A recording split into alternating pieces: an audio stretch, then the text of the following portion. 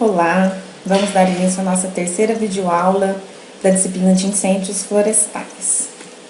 Hoje nós vamos falar sobre queima controlada e sobre prevenção de incêndios florestais.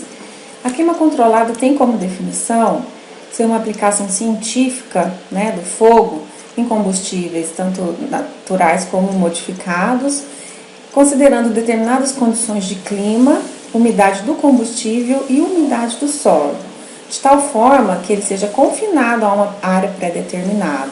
A queima controlada tem, então, a prerrogativa de ser feita numa área pré-determinada, e ao mesmo tempo que ele produza a intensidade de calor e a taxa de propagação necessária para os fins que ela se justifica.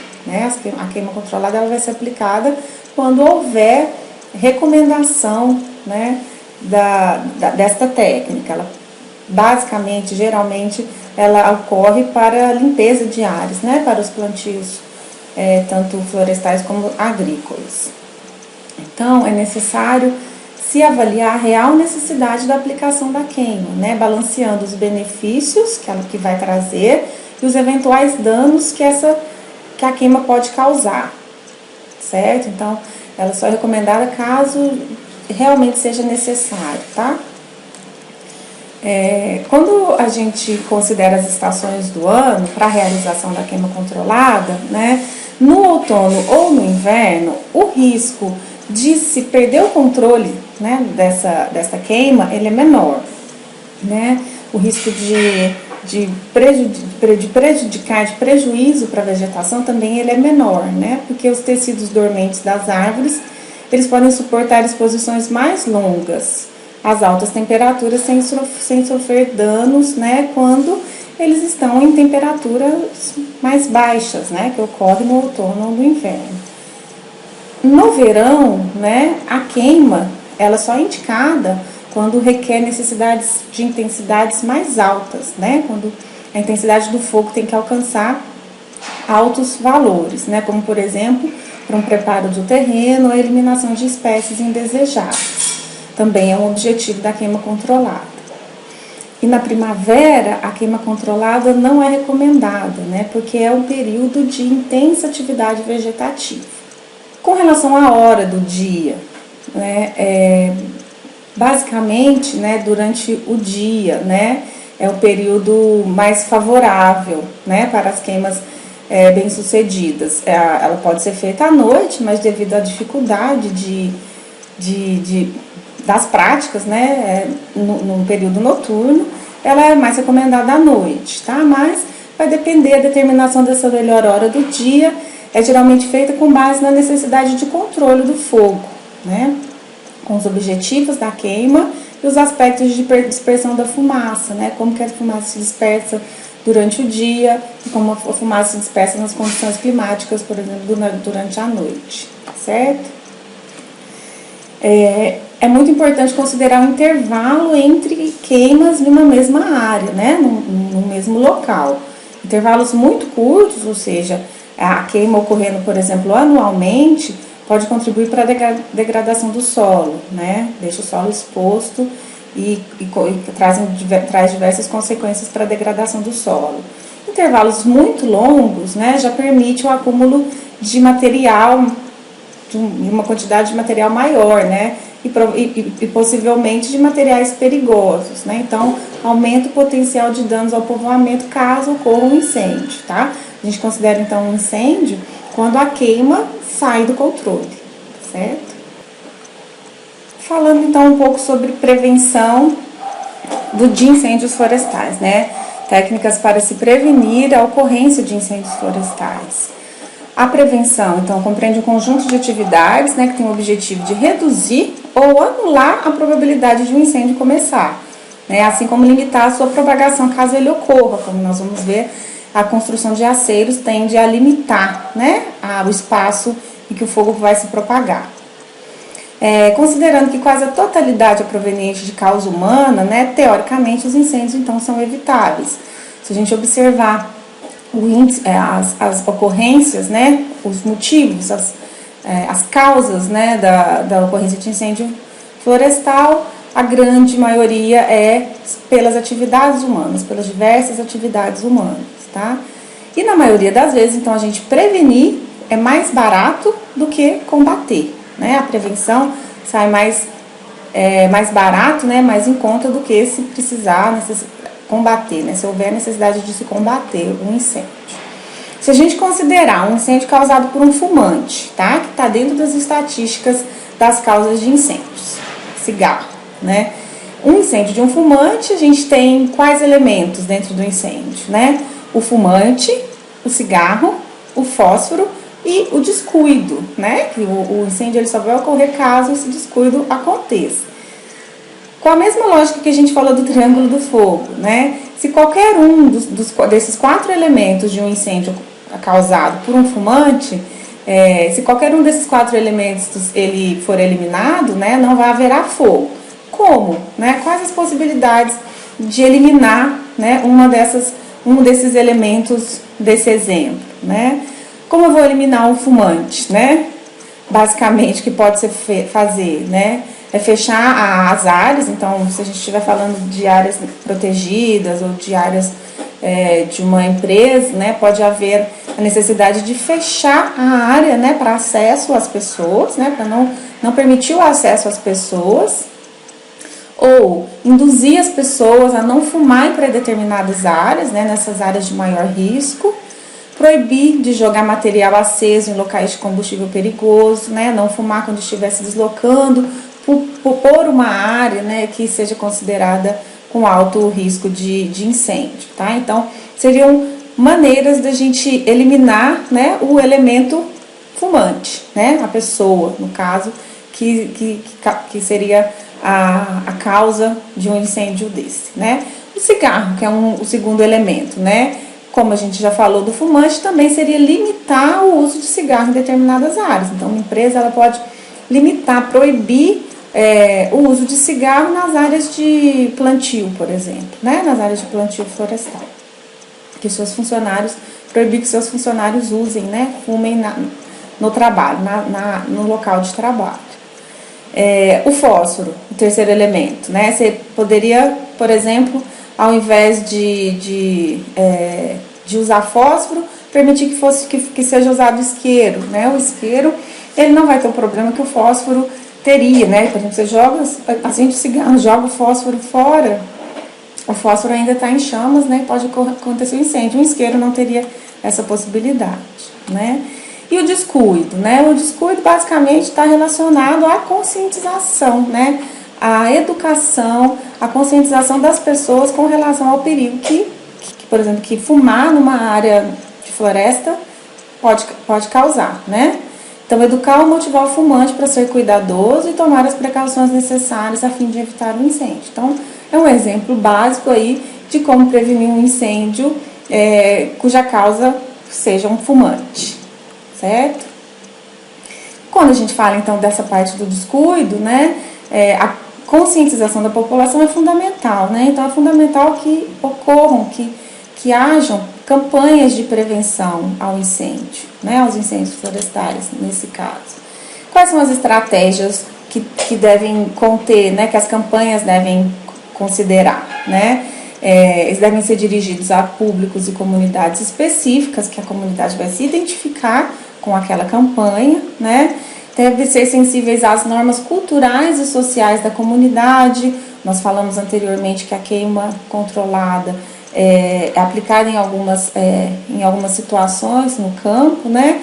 Então, algumas culturas, né, algumas regiões podem ter essa cultura da aplicação do fogo. Então, as estratégias de campanha têm que considerar, né, essas normas culturais, certo? E também estimular escolas, né, tanto fundamentais, básicas e as universidades. As campanhas de prevenção, de conscientização devem considerar, né, todos esses níveis escolares. Aqui eu trouxe como exemplo o símbolo oficial das campanhas de prevenção de incêndios no Brasil. Talvez vocês já possam ter visto, né, o labareda, né, é um tamanduá, né, que ele traz consigo aí um abafador, né, um instrumento utilizado no combate de incêndios. certo?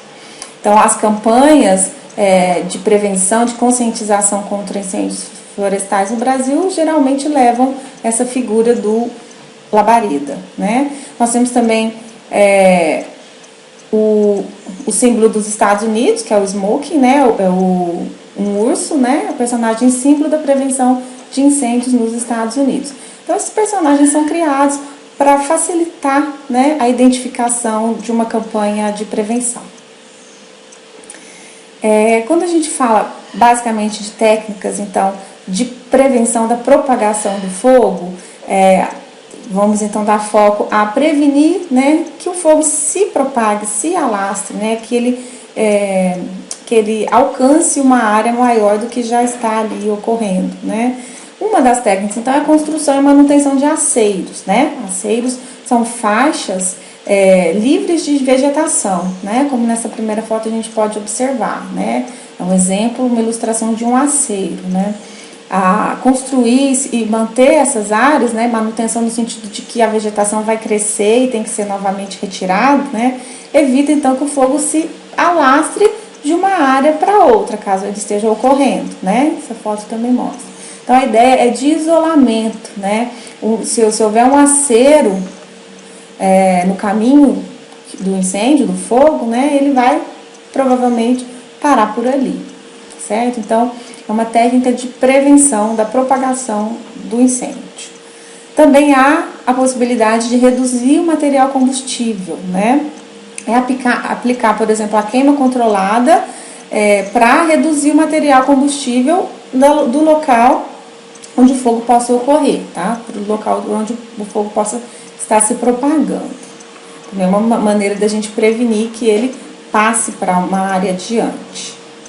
E temos também a possibilidade de construção de açudes, né, que vão servir como uma barreira para o fogo se propagar, né?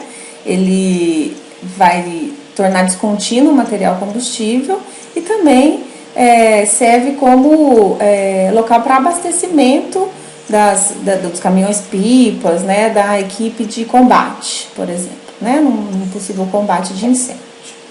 E também nós temos a chamada silvicultura preventiva, que é o quê? Se praticar a silvicultura preventiva, o que seria isso, né? Operações de manejo de uma silvicultura preventiva seriam, por exemplo, a eliminação de árvores mortas, que a vegetação morta, como nós já dissemos anteriormente, vai se caracterizar como um material com alto risco, né, com alto perigo de inflamabilidade, né, de inflamar. Ou então podar, né, praticar poda em locais críticos, como por exemplo a margem das rodovias, borda de contato com vegetação de alta combustibilidade. O que é as margens de rodovias, né? Falamos aí também que a grande maioria das causas dos incêndios é fumante, cigarro, as atividades antrópicas, né? A margem de uma rodovia está muito sujeita a isso, né? Uma região muito sujeita, o fogo pode iniciar ali e se propagar para a área de plantio, né? Para o plantio florestal ou mesmo para uma vegetação nativa, certo? Também ações de ruptura da continuidade interna das massas florestais, como a construção e manutenção de aceiros, já falamos isso, então isso está dentro da silvicultura preventiva, né, com a ideia de prevenir a ocorrência e a propagação de incêndios. Também, né, a diversificação de espécies, né, o plantio intercalado de espécies mais e menos inflamáveis, né, é uma técnica que pode ser utilizada. Então, as plantações em mosaico, né, intercalando espécies diferentes. E reduzir o material combustível no subbosque, tá, ou depositado no piso das florestas, que esse material também tem a característica de ser, de ter menor umidade, né, uma umidade mais baixa. Aqui são exemplos de plantios onde a gente observa, né, o mosaico, né, aqui, ó, nos plantios de eucalipto, provavelmente, áreas de vegetação nativa e pasto, né, se intercalando aqui. Cada um tem o seu risco, né, as suas condições de propagação de incêndio próprias. Muito importante a gente falar de planos de proteção, né? Então, as empresas geralmente possuem planos de proteção contra os incêndios florestais, né? Organizam um trabalho de proteção contra os incêndios de uma área florestal. Quanto mais simples e objetivo forem os planos de proteção, mais operacionais e eficientes, né, eles serão. O que é importante, o que é necessário conter no plano de proteção? Principalmente, aí, né, basicamente, regiões de ocorrência, de registro de ocorrência, né, de incêndios historicamente, as causas desses incêndios, os períodos em que eles ocorreram, quais classes de material combustível existem nas áreas consideradas e estabelecimento de zonas prioritárias. Nós vamos ver o que é isso adiante. Tá? Então, esse é um exemplo de um mapa de zona de risco, né? Elaboração de um mapa de zona de risco através da marcação dos pontos onde ocorreram os incêndios. Então, é necessário a gente haver um levantamento da ocorrência de incêndios anteriores, né? Isso possibilita a visualização das áreas de maior incidência dos incêndios e ajuda na designação de medidas preventivas especiais para essas áreas, né, onde o risco é maior. Então, as áreas onde ocorrem mais frequentemente os incêndios, elas são as áreas de maior risco, tá? A gente pode observar que nesse mapa é ilustrado pelos pontinhos, né? Então, aonde estão concentrados esses pontinhos são as áreas prioritárias, né? As áreas onde ocorre maior número de incêndios, certo? Esse é um exemplo, né, da CPTEC de um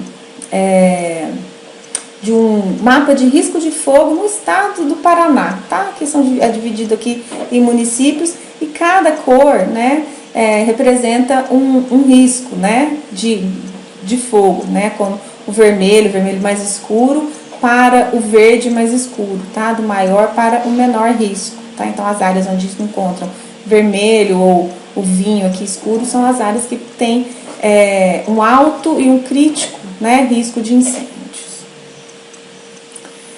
As zonas prioritárias, que seriam então as zonas prioritárias, por exemplo, né, áreas experimentais que tenham que ser protegidas, né, contra os incêndios, locais de ocorrência de espécies endêmicas ou raras, né, pomar de semente, nascentes de águas, áreas de recreação, instalações industriais e zonas residenciais podem ser estabelecidas como zonas prioritárias no plano de proteção contra incêndios florestais, né, para que o fogo não alcance as residências, não alcance, não prejudique as áreas de nascentes, né, ou outras áreas importantes, aí, por exemplo, como regiões onde sejam locais de ocorrência de espécies endêmicas, né, ou raras.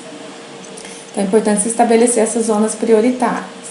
Então, um plano de proteção contra incêndio florestal, ele tem que considerar as causas dos incêndios, as épocas de ocorrência, né, as épocas e os locais de ocorrência desses incêndios, né, onde está sendo considerado, para onde o plano de proteção está sendo feito, né, quais as classes de combustível eu possuo e as minhas zonas prioritárias, se elas existem, quais elas são, né, para que o plano de prevenção possa, então, estabelecer medidas de prevenção com relação à redução de causas e redução do risco de incêndio, estabelecer também medidas de detecção, como será feita a detecção de um foco de incêndio, será fixa, móvel ou será auxiliar. E também definir técnicas de combate de incêndio, quais os equipamentos, quais as equipes, né, como devem ser compostas as equipes de combate, como deve ser feita a mobilização e o ataque, né, o combate em si do possível incêndio que esteja ocorrendo. E também é importante registrar, né, avaliar a eficiência desse plano de proteção que foi estabelecido. Então, os registros de ocorrência de incêndio são muito importantes para que a gente tenha um perfil, né, da ocorrência de incêndio daquela região. Sem esse registro, né, fica vago, né? Fica vago se aquela região tem uma maior probabilidade, tem um número maior de ocorrências do que em outros. Então, é preciso registrar as ocorrências de incêndios. Então, esse é um fluxograma de entradas e saídas de um plano de proteção contra incêndios florestais. Um plano de proteção deve, então, considerar essas entradas, né, esses dados, para que sejam feitas as recomendações, né, para prevenir a ocorrência ou a propagação dos incêndios florestais, certo? Mais uma vez, a nossa aula tem como referência bibliográfica o livro da Universidade Federal do Paraná, que está disponível na biblioteca para vocês. Na plataforma, domingo, estarão disponíveis a atividade avaliativa, o quiz e o material de apoio, tá? Continuo à disposição de vocês para qualquer esclarecimento. Eu desejo bons estudos e até a próxima videoaula.